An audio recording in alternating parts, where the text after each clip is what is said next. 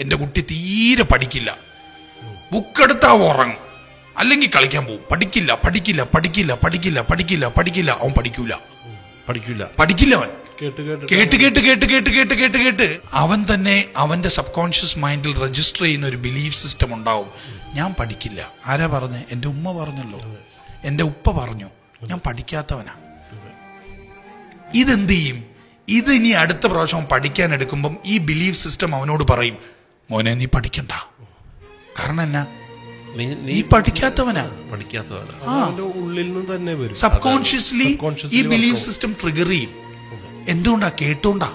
അപ്പം മകനെ പഠിപ്പിക്കണമെങ്കിൽ എന്ത് ചെയ്യണം? The hack is very simple. മകന്റെ അടുത്ത് വെച്ച് അവൻ കേൾക്കെ അവനോട് പറയണം, നീ അടിപൊളിയായിട്ട് പഠിക്കുന്നുണ്ട് കേട്ടോ അവനെ, ഗംഭീരായിട്ടുണ്ടടാ, നന്നായിണ്ട്. മാർക്ക് കുറച്ച് കുറവാണെങ്കിലും ഓന്റെ എഫേർട്ട് ഇല്ലേ, ഗംഭീരായി. ഇതെപ്പോ പറയാം?